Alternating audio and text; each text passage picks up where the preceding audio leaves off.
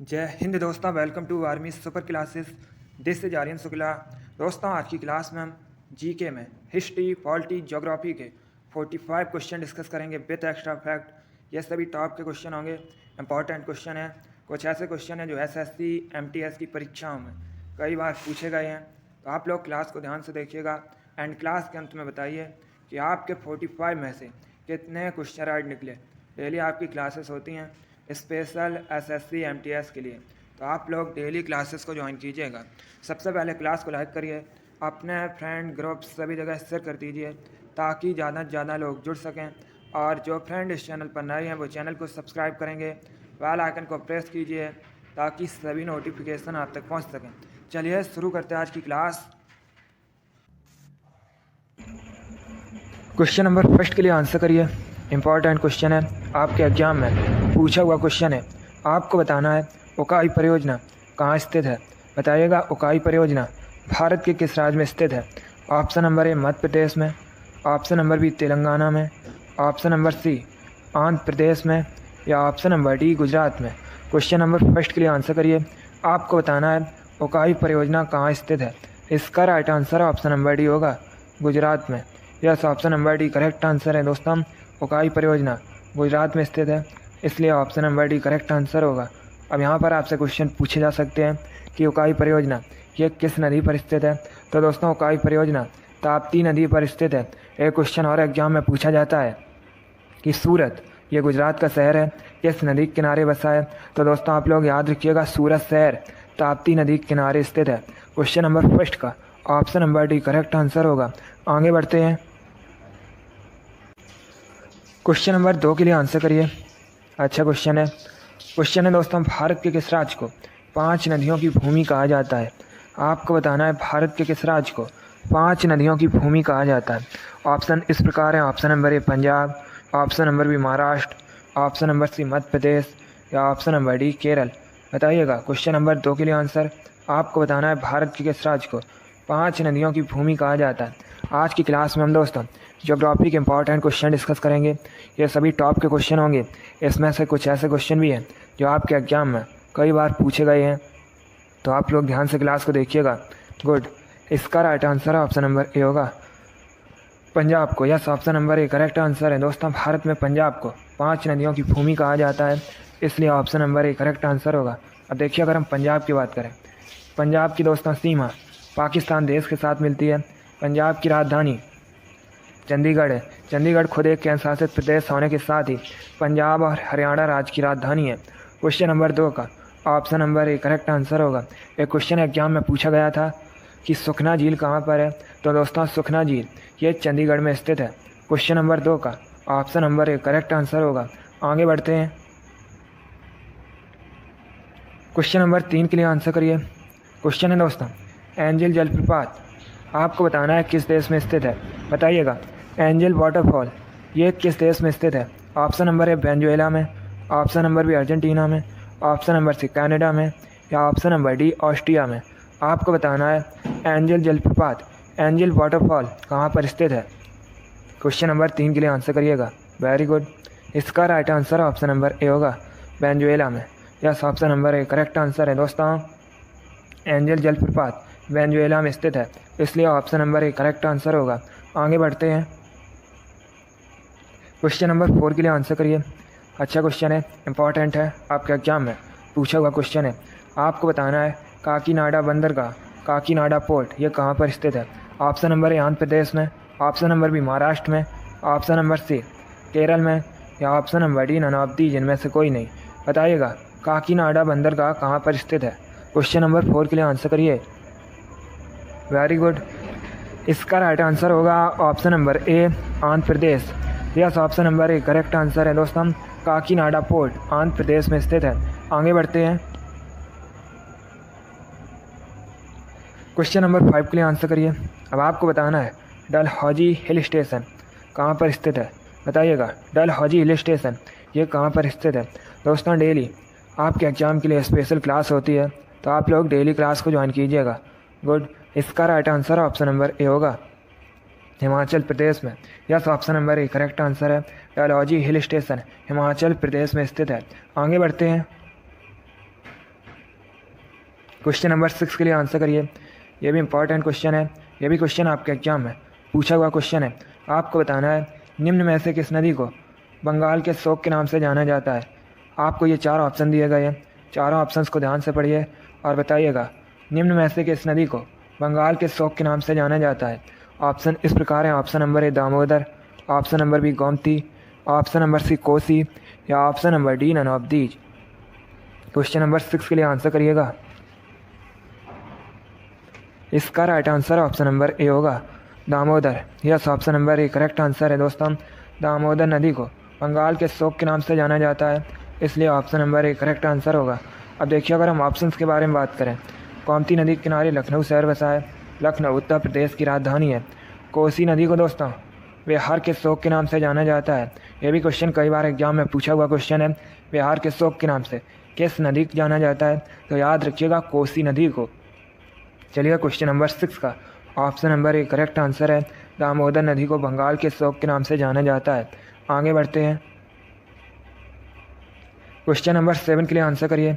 अब आपको बताना है सलाल परियोजना किस नदी पर स्थित है। पहली बात तो आप लोग याद रखिएगा, सलाल परियोजना ये दोस्तों जम्मू और कश्मीर में स्थित है। अब आपको बताना है ये किस नदी पर है।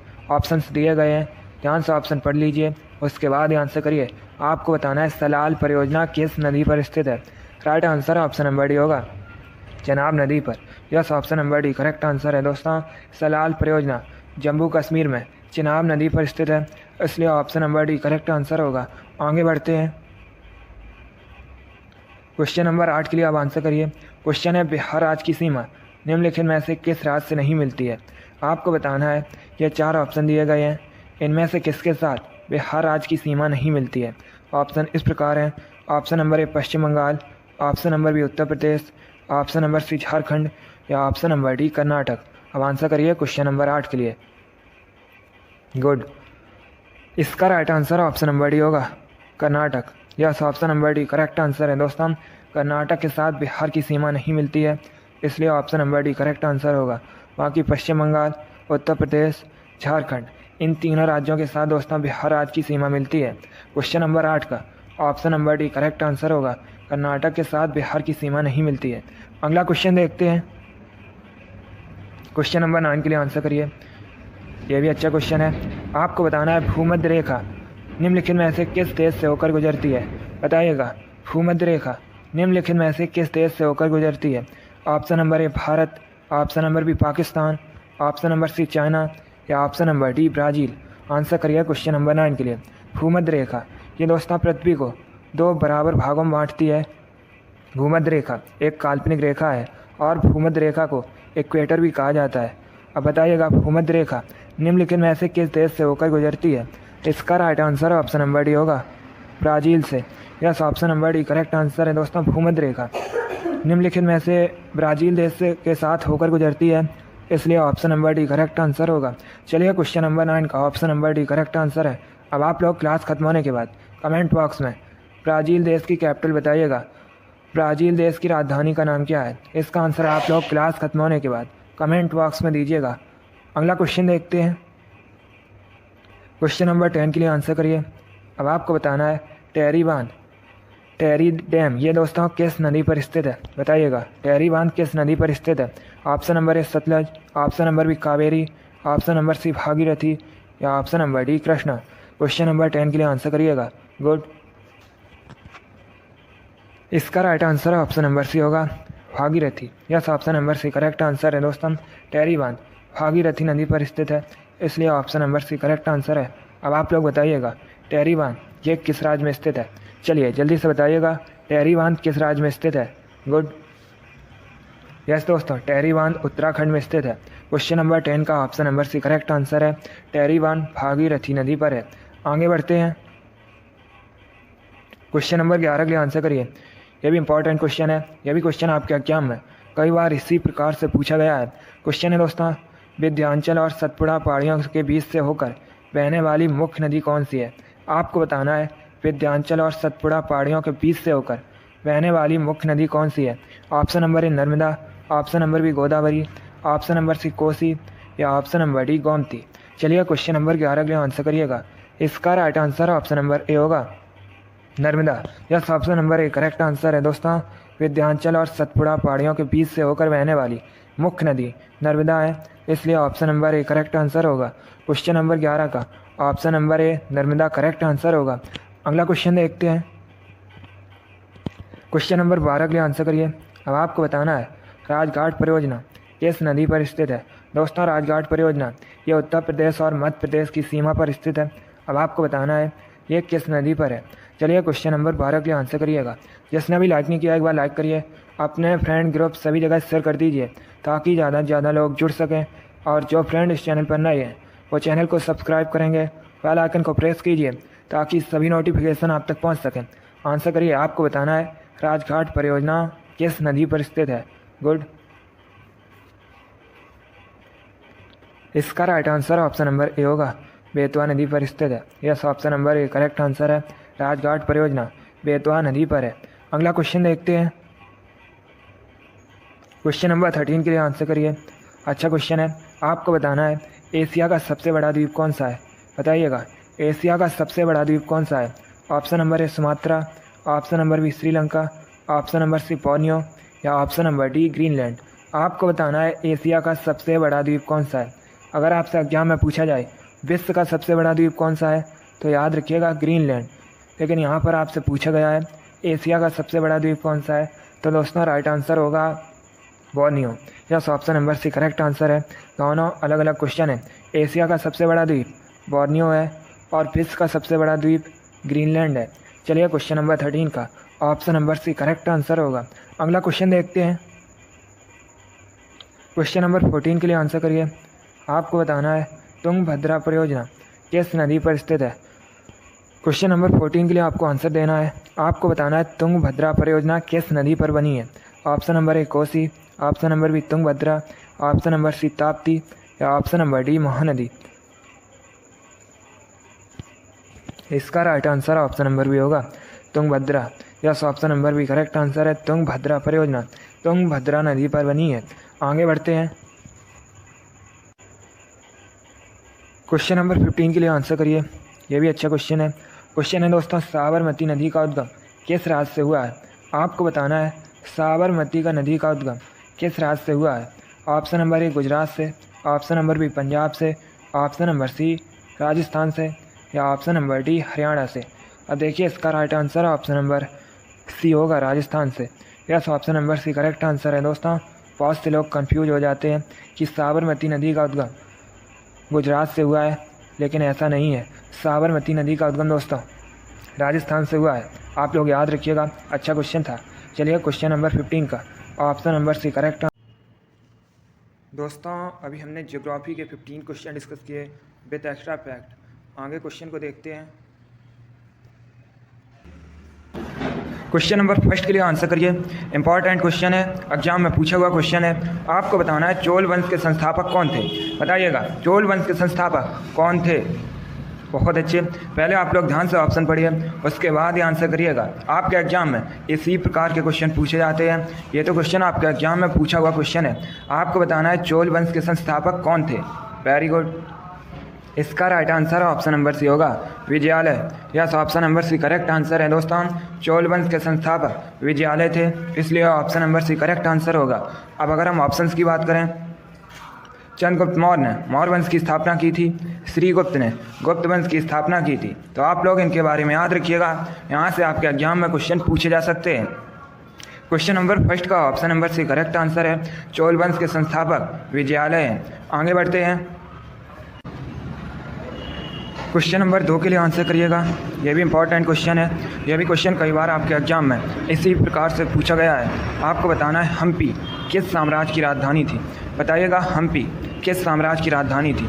ऑप्शन नंबर ए बहमनी साम्राज्य, ऑप्शन नंबर बी विजयनगर साम्राज्य, ऑप्शन नंबर सी चालुक्य राजवंश या ऑप्शन नंबर डी चोल राजवंश। आंसर करिए क्वेश्चन नंबर 2 के लिए। आपको बताना है हम्पी किस साम्राज्य की राजधानी थी। Very good. इसका right answer option number B होगा विजयनगर साम्राज्य की। Yes, option number B correct answer है दोस्तों। हम्पी विजयनगर साम्राज्य की राजधानी थी, इसलिए option number B correct answer होगा। एक क्वेश्चन और एग्जाम में पूछा जाता है कि हम्पी ये तो दोस्तों विजयनगर साम्राज्य की राजधानी थी। विजयनगर साम्राज्य की स्थापना किसने की थी? तो याद रखिएगा हरिहर और बुक्का नामक 2 भाइयों ने दोस्तों विजयनगर साम्राज्य की स्थापना की थी। क्वेश्चन नंबर 2 का option number B correct answer होगा। आगे बढ़ते हैं, क्वेश्चन नंबर 3 के लिए आंसर करिए। अब आपको बताना है किस मुगल बादशाह को लंपट मूर कहा जाता है। आपको बताना है निम्न में से किस मुगल बादशाह को लंपट मूर कहा जाता है। ऑप्शन नंबर ए अकबर को, ऑप्शन नंबर बी हुमायूं को, option number C Jahandar Shah को या ऑप्शन नंबर डी शाहजहां को। आपको बताना है किस मुगल बादशाह को लंपट मूर कहा जाता है। इसका right answer option number C होगा, जहांदार शाह को। Yes, option number C correct answer है दोस्तों, जहांदार शाह को लंपट मूर कहा जाता है। आगे बढ़ते हैं, क्वेश्चन नंबर 4 के लिए आंसर करिए। यह भी इंपॉर्टेंट क्वेश्चन है। यह भी क्वेश्चन आपके एग्जाम में कई बार इसी प्रकार से पूछा गया है। अब आपको बताना है मौर्य वंश का अंतिम सम्राट कौन था। बताइएगा मौर्य वंश का अंतिम सम्राट कौन था। Good. Option number A Chandragupta Maurya, option number B Ashoka, option number C Priyadrath या ऑप्शन नंबर डी शिशुनाग। आपको बताना है मौर्य वंश का अंतिम सम्राट कौन था। इसका right answer option number C होगा, Priyadrath. Yes, option number C correct answer है, प्रियद्रथ मौर्य वंश का अंतिम सम्राट था, इसलिए option number C correct answer होगा। अब दोस्तों अगर आपसे पूछा जाए कि मौर्य वंश की स्थापना किसने की थी, तो याद रखिएगा चंद्रगुप्त मौर्य ने मौर्य वंश की स्थापना की थी। चंद्रगुप्त मौर्य के गुरु थे दोस्तों चाणक्य। चाणक्य को विष्णुगुप्त और कौटिल्य के नाम से भी जाना जाता है। एक क्वेश्चन और एग्जाम में पूछा जाता है कि अर्थशास्त्र नामक ग्रंथ की रचना किसने की थी, तो याद रखिएगा चाणक्य ने। क्वेश्चन नंबर 4 का option number C correct answer है, मौर्य वंश का अंतिम सम्राट प्रियद्रथ था। आगे बढ़ते हैं, क्वेश्चन नंबर 5 के लिए आंसर करिए। क्वेश्चन है निम्न में से किस स्थान पर सिकंदर की मृत्यु हुई। आपको बताना है सिकंदर की मृत्यु कहाँ पर हुई थी। चलिए क्वेश्चन नंबर 5 के लिए आंसर करिएगा। दोस्तों आज की क्लास में हम हिस्ट्री के इंपॉर्टेंट क्वेश्चन डिस्कस करेंगे। ये सभी टॉप के क्वेश्चन होंगे। इनमें से कुछ ऐसे क्वेश्चन भी हैं जो आपके एग्जाम में कई बार इसी प्रकार से पूछे गए हैं, तो आप लोग ध्यान से क्लास को देखिएगा। इसका राइट आंसर क्या होगा। आपको बताना है निम्न में से किस स्थान पर सिकंदर की मृत्यु हुई थी। इसका right answer option number C होगा, बेबीलोन में।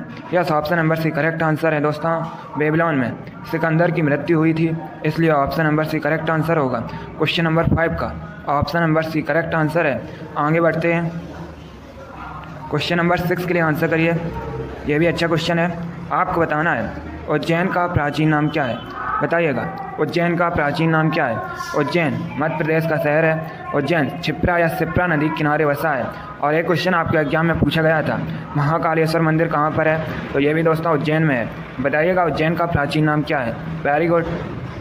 इसका right answer option number C होगा, Avantika. Yes, option number C correct answer है दोस्तों, अवंतिका उज्जैन का प्राचीन नाम है। अगला क्वेश्चन देखते हैं, क्वेश्चन नंबर 7 के लिए आंसर करिएगा। अब आपको बताना है निम्न में से किस शहर का प्राचीन नाम मायापुरी है।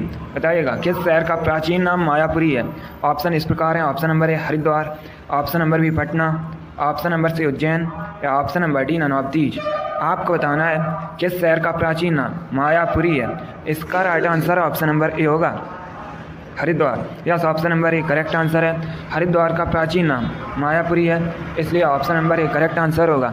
हरिद्वार उत्तराखंड में है, आप लोग भी जानते होंगे। एक क्वेश्चन पूछ लेते हैं कि हरिद्वार किस नदी के किनारे बसा है, तो याद रखिएगा गंगा नदी के किनारे। अब अगर हम ऑप्शंस की बात करें, पटना, ये दोस्तों वर्तमान में बिहार की राजधानी है। पटना भी गंगा नदी के किनारे बसा है।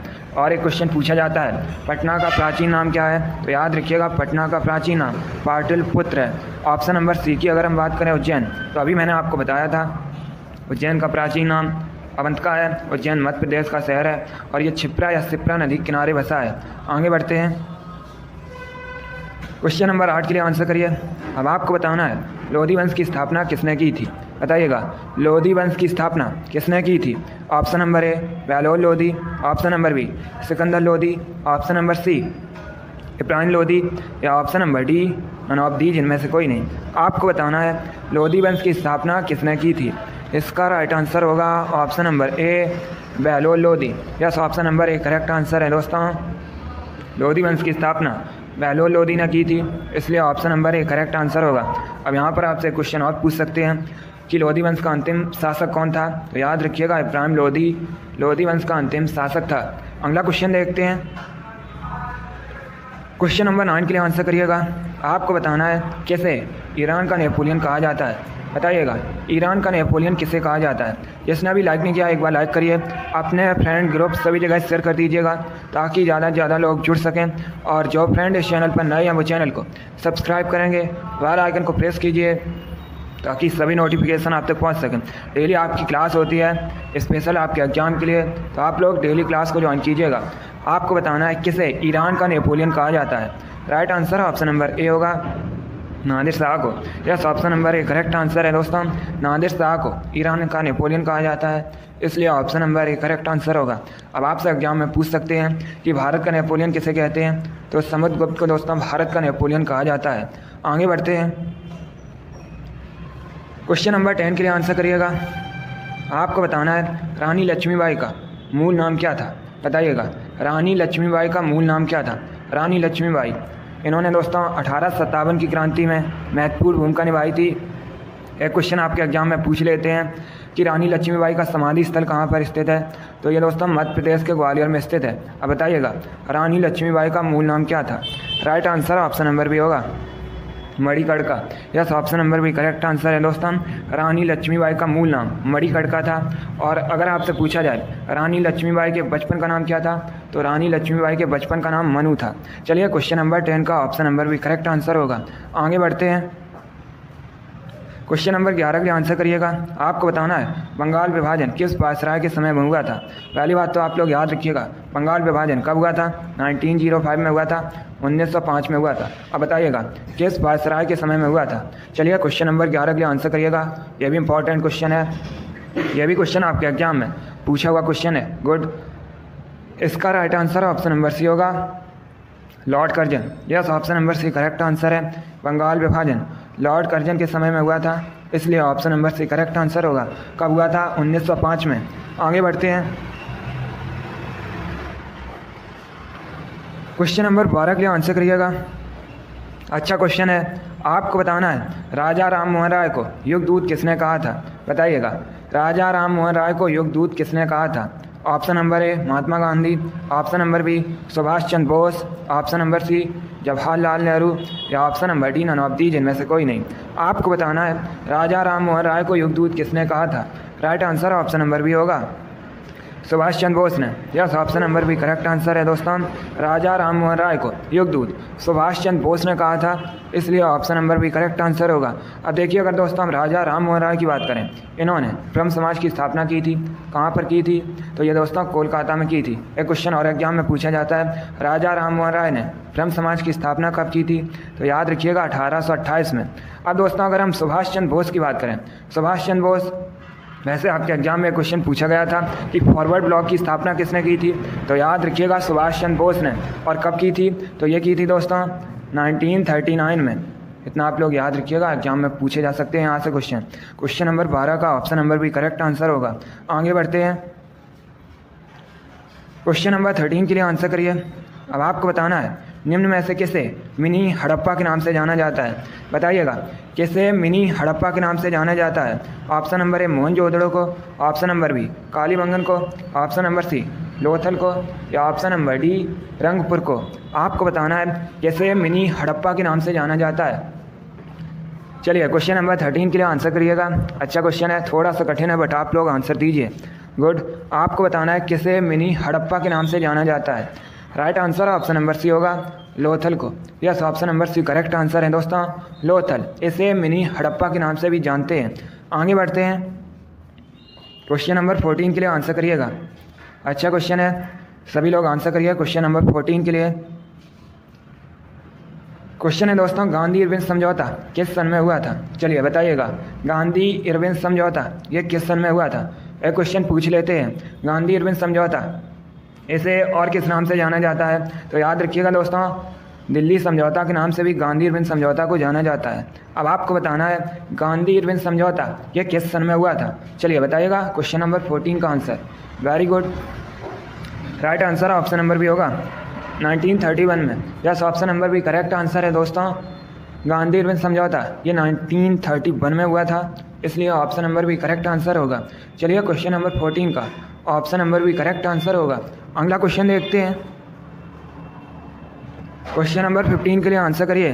आपको बताना है आमेर का किला कहाँ स्थित है। चलिए क्वेश्चन नंबर 15 के लिए आंसर करिएगा। ऑप्शन नंबर ए राजस्थान में, ऑप्शन नंबर बी गुजरात में, ऑप्शन नंबर सी हिमाचल प्रदेश में या option number D Madhya Pradesh में। आपको बताना है आमेर फोर्ट ये कहाँ पर स्थित है। क्वेश्चन नंबर 15 के लिए आंसर करिएगा। Good, right answer option number A होगा राजस्थान में। Yes, option number A correct answer है दोस्तों। आमेर का किला राजस्थान में स्थित है, इसलिए option number A correct answer होगा। क्षेत्रफल की दृष्टि से भारत का सबसे बड़ा राज्य राजस्थान है। राजस्थान की राजधानी जयपुर है। जयपुर को भारत में पिंक सिटी के नाम से भी जाना जाता है। क्वेश्चन नंबर 15 का ऑप्शन नंबर ए। दोस्तों अभी हमने 15 क्वेश्चन हिस्ट्री के डिस्कस किए। चलिए आगे देखते हैं क्वेश्चंस को। फर्स्ट आपके सामने है, आंसर करिए क्वेश्चन नंबर फर्स्ट के लिए। अच्छा क्वेश्चन है, इंपॉर्टेंट है ये क्वेश्चन है, एग्जाम में कई बार इसी प्रकार से पूछा गया है। आपको बताना है संसद के दोनों सदनों के संयुक्त अधिवेशन की अध्यक्षता कौन करता है। ऑप्शन दिए गए आपको। ऑप्शन इस प्रकार है। ऑप्शन नंबर ए उपराष्ट्रपति, ऑप्शन नंबर बी प्रधानमंत्री, ऑप्शन नंबर सी राष्ट्रपति, ऑप्शन नंबर डी स्पीकर। सभी लोग क्वेश्चन नंबर फर्स्ट के लिए आंसर करिए। आपको बताना है संसद के दोनों सदनों के संयुक्त अधिवेशन की अध्यक्षता कौन करता है।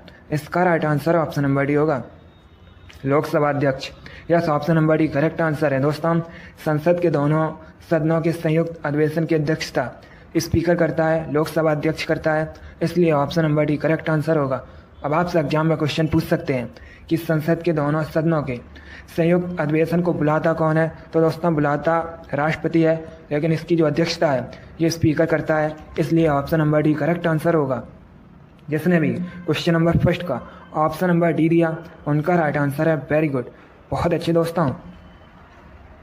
चलिए नेक्स्ट क्वेश्चन आपके सामने है, इसका आंसर करिएगा। आपको बताना है अटॉर्नी जनरल की नियुक्ति कौन करता है। यह भी अच्छा क्वेश्चन है, जल्दी से आंसर करिए क्वेश्चन नंबर 2 के लिए। बहुत अच्छे दोस्तों, वेरी गुड। इसका राइट आंसर क्या होगा। आपको बताना है अटॉर्नी जनरल की नियुक्ति कौन करता है। Right answer option number C होगा राष्ट्रपति। Yes, option number C correct answer है दोस्तों। अटॉर्नी जनरल की नियुक्ति राष्ट्रपति करता है, इसलिए option number D correct answer होगा। अटॉर्नी जनरल ये दोस्तों संवैधानिक पद है।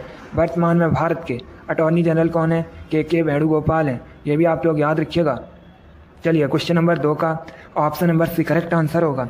अगला क्वेश्चन देखते हैं। क्वेश्चन नंबर 3 आपके सामने है। आपको बताना है राष्ट्रीय आपातकाल की घोषणा किसके द्वारा की जाती है। सभी लोग क्वेश्चन नंबर 3 के लिए आंसर करिए। दोस्तों आप लोग ध्यान से ऑप्शन पढ़िए, उसके बाद ही आंसर दीजिएगा।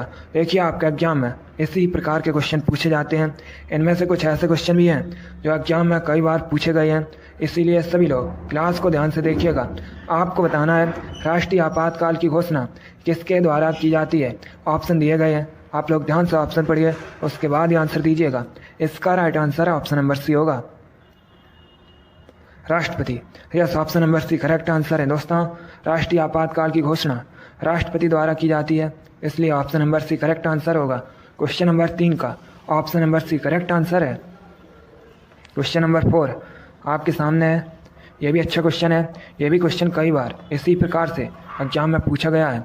आपको बताना है उच्च सदन किसे कहा जाता है। सभी लोग क्वेश्चन नंबर 4 के लिए आंसर करिए। ऑप्शन दिए गए ऑप्शन इस प्रकार हैं। Option number A Lok Sabha, option number B Rajya Sabha, option number C Vidhan Sabha, option number D none of these. आपको बताना है उच्च सदन किसे कहा जाता है। जल्दी से आंसर करिए क्वेश्चन नंबर 4 के लिए। इसका राइट आंसर होगा ऑप्शन नंबर बी राज्यसभा को। Yes, option number B correct answer है दोस्तों। उच्च सदन राज्यसभा कहा जाता है, इसलिए option number B correct answer होगा। निम्न सदन लोकसभा कहा जाता है। सबसे अधिक दोस्तों राज्यसभा सीट भारत में उत्तर प्रदेश में है। कितनी है? 31 है, आप लोग याद रखिएगा। और सबसे अधिक लोकसभा सीट ये भी उत्तर प्रदेश में है, 80 है, आप लोग याद रखिए। चलिए क्वेश्चन नंबर 4 का option number B correct answer होगा। जिसने भी क्वेश्चन नंबर 4 का ऑप्शन नंबर बी दिया उनका राइट आंसर है। Very good. अगला क्वेश्चन देखते हैं। क्वेश्चन नंबर 5 आपके सामने है। अब आपको बताना है भारत के मुख्य चुनाव आयुक्त की नियुक्ति कौन करता है। सभी लोग क्वेश्चन नंबर 4 के लिए आंसर करिए। ऑप्शन दिए गए हैं, ध्यान से ऑप्शन पढ़िए, उसके बाद ही आंसर करिएगा। बहुत अच्छे दोस्तों, देखिए आप लोग क्लास खत्म होने के बाद कमेंट बॉक्स में ज़रूर बताइएगा कि आपके कितने क्वेश्चन राइट निकले। जल्दी से आंसर करिए क्वेश्चन नंबर 5 के लिए। आपको बताना है भारत के मुख्य चुनाव आयुक्त की नियुक्ति कौन करता है। इसका right answer option number A होगा, राष्ट्रपति। Yes, option number A correct answer है। राष्ट्रपति भारत के मुख्य चुनाव आयुक्त की नियुक्ति करता है, इसलिए option number A correct answer है। जिसने भी क्वेश्चन नंबर 5 का ऑप्शन नंबर ए दिया उनका राइट आंसर है। वेरी गुड, बहुत अच्छे दोस्तों। चलिए नेक्स्ट क्वेश्चन आपके सामने है, क्वेश्चन नंबर 6 है। जल्दी से आंसर करिए क्वेश्चन नंबर 6 के लिए। आपको बताना है जब भारतीय संविधान बना उस समय कितने अनुच्छेद थे। क्वेश्चन नंबर 6 के लिए आंसर करिएगा। ये भी क्वेश्चन एग्जाम में कई बार इसी प्रकार से पूछा गया है। देखिएगा पॉलिटी के इसी प्रकार के क्वेश्चन पूछे जाते हैं। सभी लोग क्लास को ध्यान से देखिएगा और जो क्वेश्चन आए उसे आप लोग नोट डाउन कीजिए। आंसर करिए क्वेश्चन नंबर 6 के लिए। आपको बताना है जब भारतीय संविधान बना उस समय कितने अनुच्छेद थे। इसका right answer option number A होगा, 395। Yes, option number A correct answer है। जब भारतीय संविधान बना था उस समय दोस्तों 395 अनुच्छेद थे, आर्टिकल थे। अब आपसे एग्जाम में पूछ सकते हैं कि जब भारतीय संविधान बना था उस समय कितनी अनुसूचियाँ थीं, तो आप लोग याद रखिएगा 8 अनुसूचियाँ थीं। चलिए क्वेश्चन नंबर 6 का option number A correct answer होगा। अगला क्वेश्चन देखते हैं। क्वेश्चन नंबर 7 आपके सामने है। आपको बताना है भारतीय संविधान सभा का उपाध्यक्ष किसे नियुक्त किया गया था। सभी लोग क्वेश्चन नंबर 7 के लिए आंसर करिए। पहले ध्यान से ऑप्शन पढ़िए, उसके बाद ही आंसर करिएगा। इसका राइट आंसर क्या होगा जल्दी से बताइए। आपको बताना है भारतीय संविधान सभा का उपाध्यक्ष किसे नियुक्त किया गया था। इसका right answer option number D होगा, HC मुखर्जी को। Yes, option number D correct answer है। भारतीय संविधान सभा का उपाध्यक्ष HC मुखर्जी को नियुक्त किया गया था, इसलिए option number D correct answer होगा। अब यहाँ से आपके एग्जाम में और क्वेश्चन पूछे जा सकते हैं। जैसे दोस्तों भारतीय संविधान सभा का अस्थायी अध्यक्ष किसे नियुक्त किया गया था, तो याद रखिएगा सच्चिदानंद सिन्हा को। और दोस्तों भारतीय संविधान सभा का स्थायी अध्यक्ष किसे नियुक्त किया गया था, तो याद रखिएगा डॉक्टर राजेंद्र प्रसाद को। तीनों अलग अलग क्वेश्चन हैं, तीनों के बारे में याद रखिए। चलिए क्वेश्चन नंबर 7 का option number D correct answer होगा। अगला क्वेश्चन देखते हैं। क्वेश्चन नंबर 8 आपके सामने है। अब आपको बताना है राज्य के मुख्यमंत्री तथा अन्य मंत्रियों की नियुक्ति कौन करता है। सभी लोग क्वेश्चन नंबर 8 के लिए आंसर करिएगा। ऑप्शन दिए गए हैं, ध्यान से ऑप्शन पढ़िए, उसके बाद ही आंसर करिए। दोस्तों जिसने अभी लाइक नहीं किया एक बार लाइक करिए और इसे ज़्यादा से ज़्यादा शेयर कीजिएगा। जल्दी से आंसर करिए क्वेश्चन नंबर 8 के लिए। इसका right answer option number C होगा, राज्यपाल। Yes, option number C correct answer है। जिसने भी क्वेश्चन नंबर 8 का ऑप्शन नंबर सी दिया उनका राइट आंसर है। Very good. अगला क्वेश्चन देखते हैं। क्वेश्चन नंबर 9 आपके सामने है। आपको बताना है भारत में सबसे बड़ी विधानसभा किस राज्य में है। क्वेश्चन नंबर 9 के लिए आंसर करिए। ऑप्शन दिए गए ऑप्शन इस प्रकार हैं। Option number A Uttar Pradesh, option number B Bihar, option number C Kerala, option number D Maharashtra. आपको बताना है भारत में सबसे बड़ी विधानसभा किस राज्य में है। इसका right answer option number A Uttar Pradesh होगा। Yes, option number A correct answer है। उत्तर प्रदेश की विधानसभा भारत में सबसे बड़ी विधानसभा है, इसलिए option number A correct answer है। जिसने भी क्वेश्चन नंबर 9 का ऑप्शन नंबर ए दिया उनका राइट आंसर है। Very good. अगला क्वेश्चन देखते हैं। क्वेश्चन नंबर 10 आपके सामने है। अच्छा क्वेश्चन है, सभी लोग आंसर करिए। आपको बताना है भारतीय संसद के कितने अंग हैं। क्वेश्चन नंबर 10 के लिए आंसर करिएगा। यह भी क्वेश्चन UPSSC की परीक्षा में पूछा हुआ क्वेश्चन है, बिल्कुल इसी प्रकार से पूछा गया था। इसका right answer option number B होगा, 3। Yes, option number B correct answer है। दोस्तों भारतीय संसद के 3 अंग हैं, इसलिए option number B correct answer है। दोस्तों भारतीय संसद के 3 अंग राष्ट्रपति, राज्यसभा, लोकसभा हैं। चलिए क्वेश्चन नंबर 10 का option number B correct answer होगा। अगला क्वेश्चन देखते हैं। क्वेश्चन नंबर 11 आपके सामने है। सभी लोग आंसर करिए। अच्छा क्वेश्चन है। आपको बताना है लोकसभा को भंग करने का सर्वप्रथम अधिकार किसके पास है। सभी लोग क्वेश्चन नंबर 11 के लिए आंसर करिएगा। ऑप्शन दिए गए हैं, ध्यान से ऑप्शन पढ़िए, उसके बाद ही आंसर करिएगा। आपको बताना है लोकसभा को भंग करने का सर्वप्रथम अधिकार किसके पास है।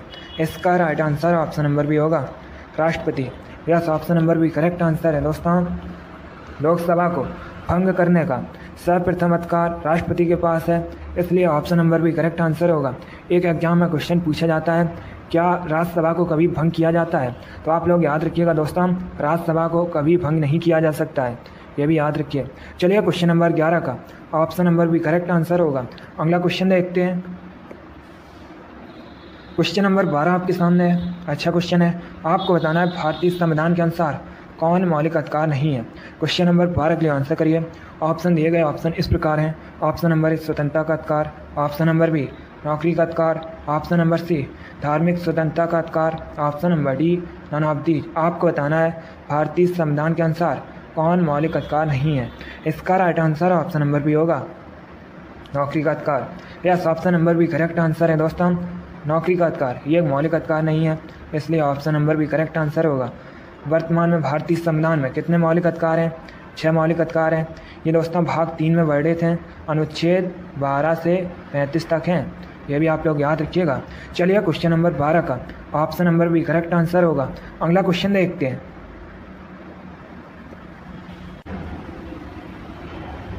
क्वेश्चन नंबर 13 आपके सामने है। आपको बताना है भारत के उपराष्ट्रपति किसके द्वारा चुने जाते हैं। सभी लोग आंसर करिए क्वेश्चन नंबर 13 के लिए। ऑप्शन दिए गए ऑप्शन इस प्रकार हैं। ऑप्शन नंबर ए राज्यसभा सदस्यों द्वारा, ऑप्शन नंबर बी लोकसभा सदस्यों द्वारा, ऑप्शन नंबर सी ए और बी दोनों, ऑप्शन नंबर डी प्रधानमंत्री द्वारा। आपको बताना है भारत के उपराष्ट्रपति किसके द्वारा चुने जाते हैं। सभी लोग जल्दी से आंसर करिए। अच्छा क्वेश्चन है, इसका right answer option number C होगा, ए और बी दोनों। Yes, option number C correct answer है दोस्तों। भारत के उपराष्ट्रपति राज्यसभा सदस्यों द्वारा और लोकसभा सदस्यों द्वारा चुने जाते हैं, इसलिए option number C correct answer होगा। क्वेश्चन नंबर 14 के लिए आंसर करिए। क्वेश्चन आपके सामने है। आपको बताना है कोई व्यक्ति भारत के राष्ट्रपति के पद पर कितनी बार चुना जा सकता है। सभी लोग क्वेश्चन नंबर 14 के लिए आंसर करिए। आप लोग ध्यान से ऑप्शन पढ़िए, उसके बाद ही आंसर करिएगा। बहुत अच्छे दोस्तों, इसका right answer option number D होगा, कोई सीमा नहीं है। Yes, option number D correct answer है। कोई व्यक्ति भारत के राष्ट्रपति के पद पर कितनी बार चुना जा सकता है, इसकी कोई सीमा नहीं है, इसलिए option number D correct answer होगा। चलिए अगला क्वेश्चन देखते हैं। क्वेश्चन नंबर 15 आपके सामने है। आपको बताना है अरुणाचल प्रदेश में राज्यसभा की कितनी सीट्स हैं। सभी लोग क्वेश्चन नंबर 15 के लिए आंसर करिए। यह भी क्वेश्चन यूपी SSC की परीक्षा में पूछा हुआ क्वेश्चन है, बिल्कुल इसी प्रकार से पूछा गया था। इसका right answer option number D होगा, 1। Yes, option number D correct answer है। अरुणाचल प्रदेश में राज्यसभा सीट 1 है, इसलिए। चलिए दोस्तों, आज की क्लास में हमने जीके के इंपॉर्टेंट क्वेश्चन डिस्कस किए with extra fact. I hope आप सभी को ये क्वेश्चन समझ आए होंगे। सो आप लोग क्लास को लाइक करिए, शेयर करिए। चैनल पर नए हैं तो चैनल को सब्सक्राइब कीजिए, बेल आइकन को प्रेस कीजिए ताकि सभी नोटिफिकेशन आप तक पहुंच सकें। डेली आपकी क्लास होती है, सभी लोग डेली क्लास को ज्वाइन कीजिएगा। चलिए इसी के साथ मैं आपको मिलूँगा अगली क्लास में। Thank you guys, thank you for watching. God bless you all.